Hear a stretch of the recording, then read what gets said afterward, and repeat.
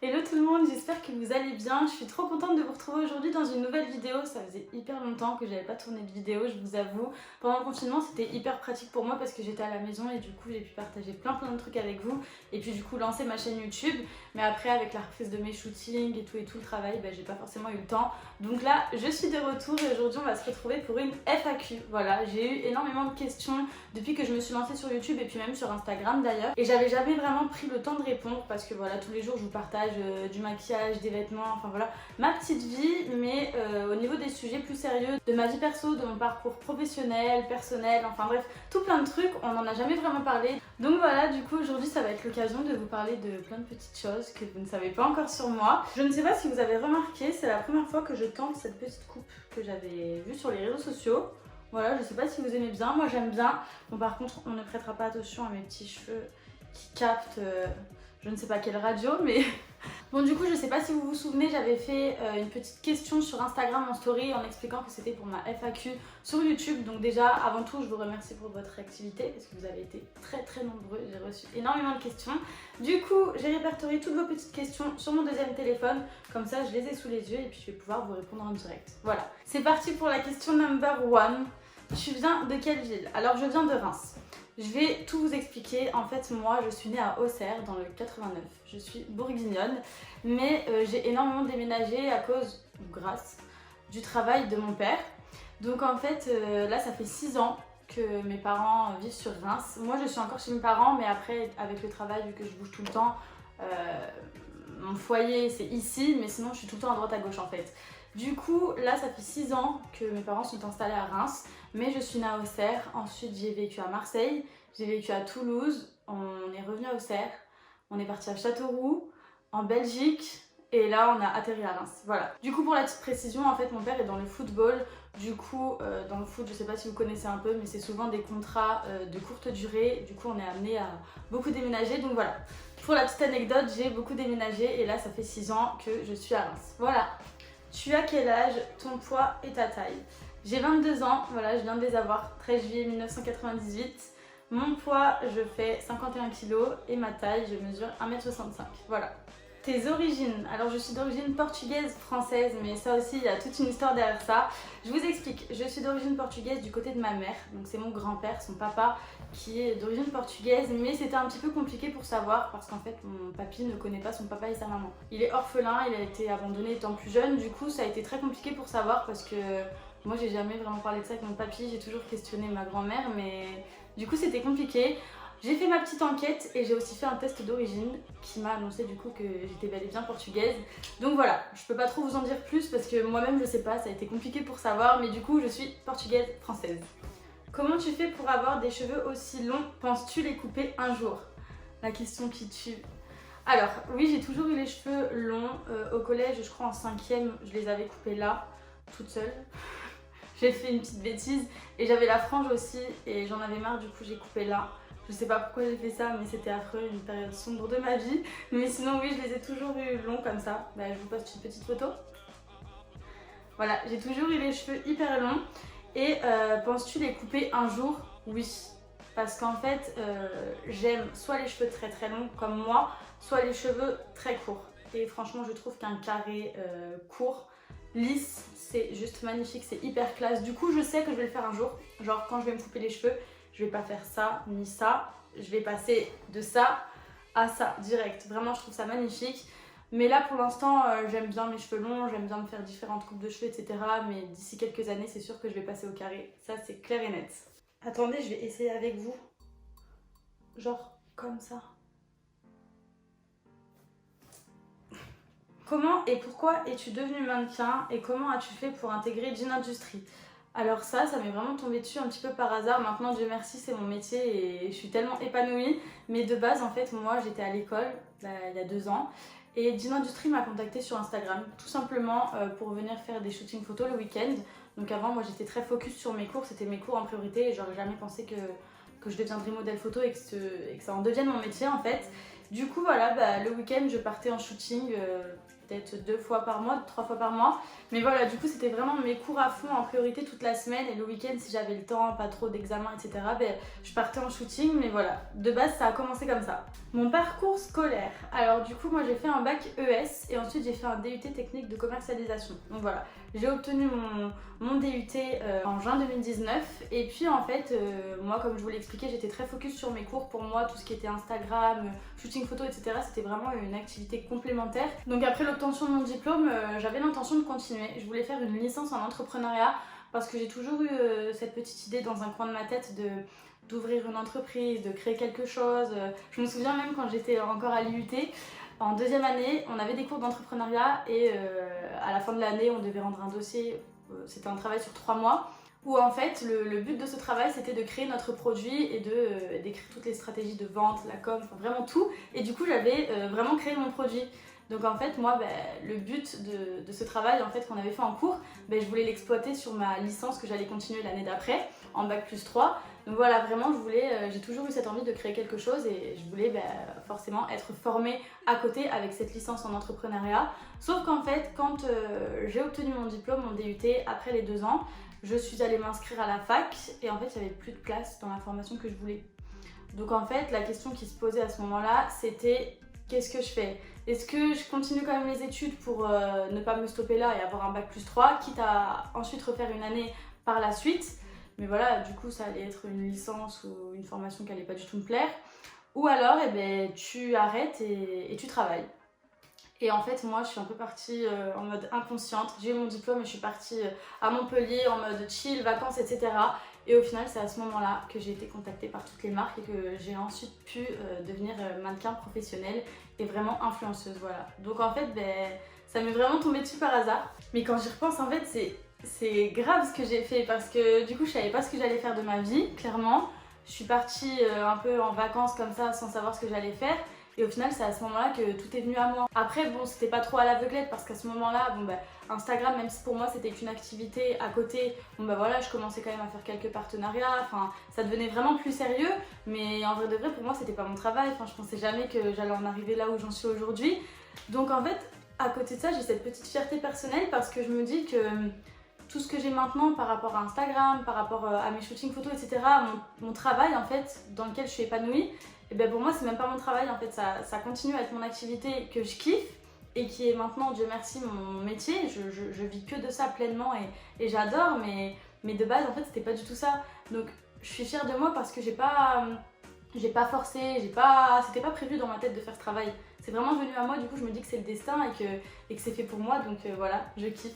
Donc voilà, là je vis ce rêve éveillé pleinement, même si cette idée de créer quelque chose et ce côté entrepreneur reste toujours dans un coin de ma tête. Voilà, je sais que ce projet je le lâcherai pas, mais voilà, pour l'instant je vis ma vie à fond, je fais mes shootings et je kiffe et je verrai plus tard, voilà, je me prends pas la tête.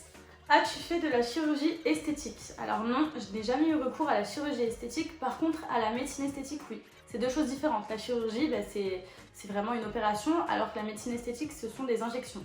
Les injections, j'en ai dans les lèvres et dans le menton.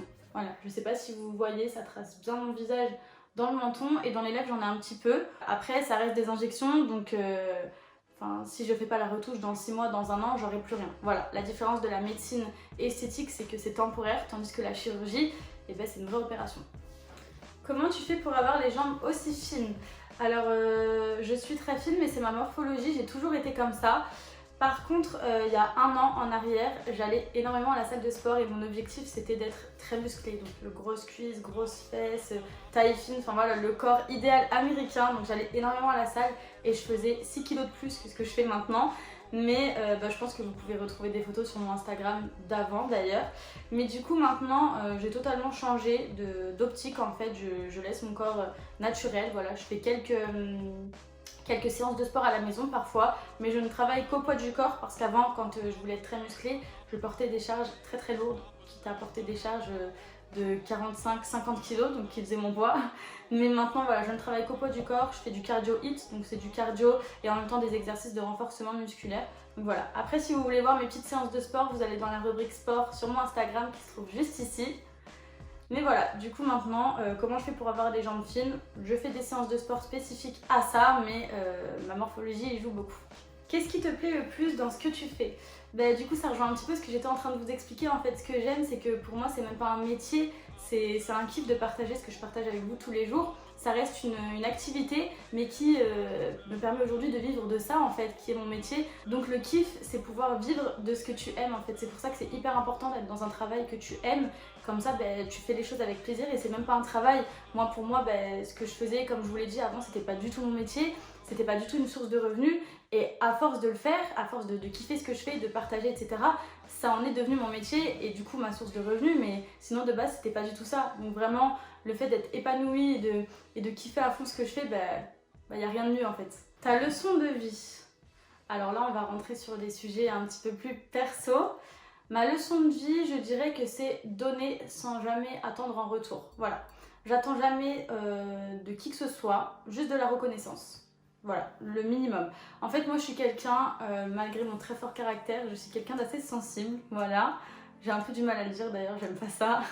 Mais du coup, j'ai été énormément déçue auparavant dans ma vie. Même à l'heure actuelle, je sais que je vais être encore déçue à l'avenir.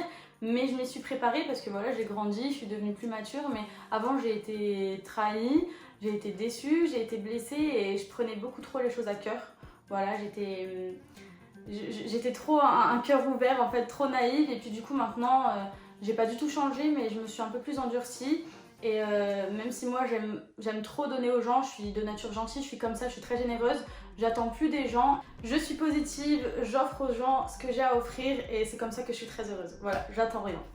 Voilà, c'était la petite minute leçon de vie. Du coup, mon plat préféré. Ça c'est dur parce que je suis très très gourmande, j'adore la bonne nourriture. Mais du coup, si je devais choisir, je dirais la nourriture thaïlandaise. J'aime trop, d'ailleurs, c'est parfaitement bien représenté par cette photo. Voilà, franchement, j'adore la nourriture thaïlandaise, c'est délicieux. Et en plus, c'est pas forcément mauvais pour la santé. Donc voilà, je dirais la nourriture thaïlandaise. Mon inspiration Instagram préférée. Alors, j'en ai deux. Enfin, avant, j'en avais une, mais elle s'est faite remplacer. Maintenant, j'en ai une autre.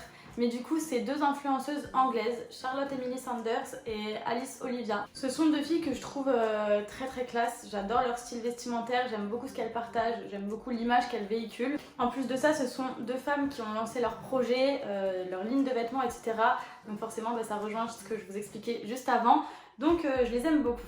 Comment tes proches vivent ta notoriété?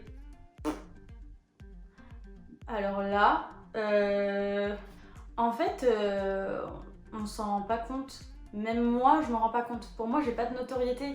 En fait, parfois dans la rue, ça va m'arriver de croiser des abonnés.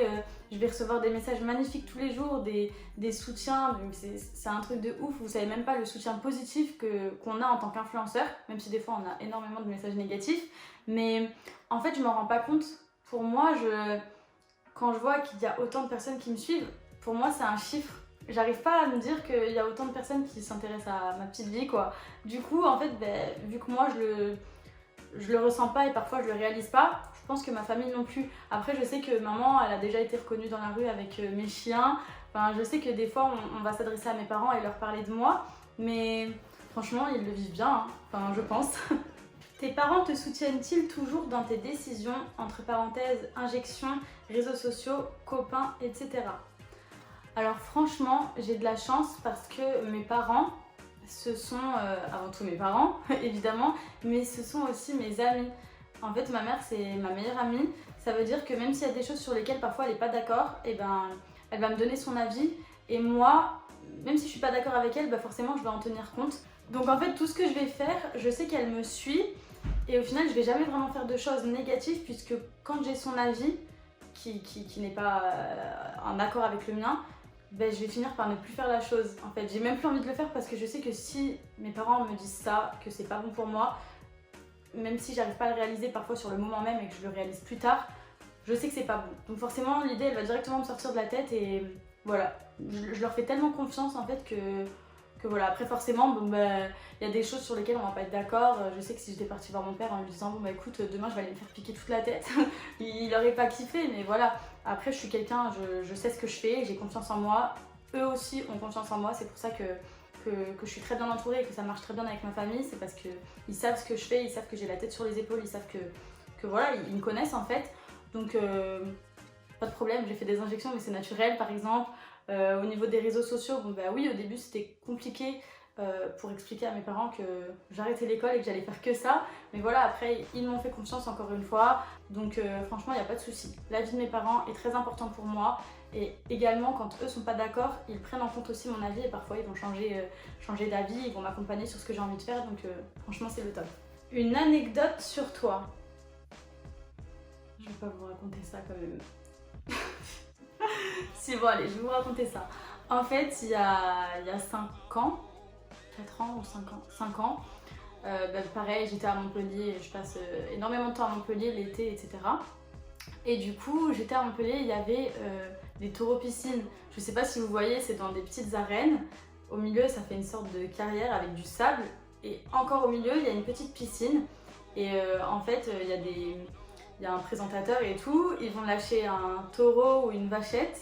Et en fait, les personnes qui veulent descendre des arènes, en fait, des estrades, et venir jouer. Donc je sais pas, il y a des tours de jet ski à gagner, il y a des tours de cheval, enfin il y a vraiment plein de trucs à gagner, en fait, des cadeaux.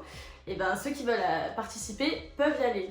Et en fait, bon bah moi j'avais peur de base, et là le mec au micro il dit bon bah allez-y, là c'est pour les filles, parce que souvent il n'y a que des hommes qui y vont, on va lâcher une petite vachette, donc allez-y. Moi je me suis dit ok, bon bah tranquille, j'y vais, sachant que les taureaux, les vaches, je sais pas, ils ont des protections sur les cornes, donc je me dis au pire je vais me prendre un coup, mais c'est bon, je vais pas mourir. Et je rigole déjà d'avance. Et du coup, moi je décide de descendre des estrades et tout, machin, je passe la barrière, et le mec au micro il me dit ouais bon bah tu t'assois sur les boudins au bord de la piscine. Donc, bah moi je m'assois, et le taureau était pas encore là, enfin la vachette. La vachette n'était pas encore là. Et là, le monsieur au micro il a dit c'est bon, faites sortir la vachette. Je me retourne, il a ouvert la porte et là, la vachette, ou je sais même pas ce que c'était énorme, elle a foncé sur moi. Et là, le mec au micro, il me dit mets-toi dans la piscine parce que c'est une pataugeoire, genre il y a ça d'eau, c'est pas énorme, mais suffisamment pour recouvrir tout mon corps. Il me dit baisse-toi, tu te mets dans l'angle et tu te mets en boule. Donc moi, je me mets en boule et en fait là, l'animal, franchement, je sais pas si c'est un taureau, une vache, une vachette, mais l'animal est venu sur moi et m'a défoncé. Clairement, je me suis fait défoncer. Et j'ai eu 2 côtes cassées, une déplacée. Donc me voilà partie aux urgences en pleine nuit, parce qu'il était minuit, enfin c'est tard, les trucs comme ça, c'est des soirées en fait. Enfin, je pense qu'il y en a aussi en journée, mais... Donc voilà, me voilà partie aux urgences en pleine nuit à faire des examens et finir en fauteuil roulant. Du coup, pendant 3 semaines, j'étais clouée au lit. J'avais perdu 5 kilos parce que c'est trop galère à manger. En fait, juste à respirer, comme ça, tu peux pas, parce que toute ta cage thoracique, elle est enveloppée de côtes. Ça veut dire que quand on a une cassée, juste le fait de respirer, de bouger, mais ça tue. Donc voilà, j'ai eu 2 côtes cassées et une côte déplacée parce que j'ai voulu gagner un tour de jet ski. Attendez, parce que du coup, je vous raconte comment ça s'est passé. Le taureau qui est en train de me défoncer et du coup, il y a des personnes qui courent quand les personnes sont comme moi en situation de danger pour faire distraction et du coup pour que l'animal vous lâche en fait. Et donc moi, avec mes côtes pétées, je me suis levée et j'ai couru vers le SAMU qui m'attendait déjà dehors. J'ai couru. En fait, à ce moment-là, je ressentais même pas la douleur. Je pense que dans l'adrénaline ou je sais pas, je ne ressentais pas la douleur. J'ai couru dans le camion du SAMU. Et voilà, après on s'est occupé de moi. Et là, on a commencé à me manipuler en me disant il y a un problème. Moi, je dis mais non, c'est bon, j'ai rien, laissez-moi rentrer, c'est bon. Donc bah voilà, après on est parti faire les examens et on a eu ce diagnostic. Mais voilà, du coup, dans la panique, j'ai voulu me sauver. Dès que le taureau il m'a lâché, je me suis levée, j'ai couru. Je me suis enfuie, j'avais même pas mal. Donc voilà, l'anecdote sur moi. Bon voilà, du coup on arrive déjà sur la fin de cette vidéo, j'espère qu'elle vous a plu. Du coup pour faire une sorte de petite conclusion, pour revenir à mon métier puisque c'est le plus important et c'est pourquoi je suis là aujourd'hui, que j'ai pu développer ma chaîne YouTube, mes réseaux sociaux, etc. Croyez toujours en vous et quand vous voulez faire quelque chose, ne tenez pas compte des avis autour de vous qui peuvent être négatifs. Même si des fois il y a des avis qui sont négatifs mais constructifs en vous disant que ça c'est pas une chose pour vous, etc. S'il y a quelque chose qui vous tient à cœur et que vous avez envie de le faire, faites-le, voilà. C'est comme ça qu'on est épanoui en faisant ce qu'on aime.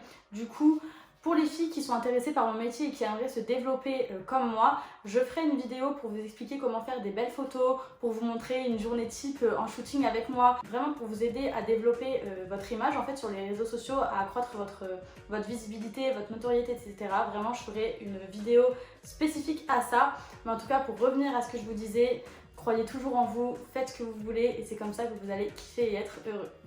Donc voilà, j'espère que ça vous a plu, j'attends vos commentaires pour savoir ce que vous avez aimé, ce que vous n'avez pas aimé, si vous avez des idées pour une prochaine vidéo. En attendant, je vous fais des gros bisous et je vous dis à très vite.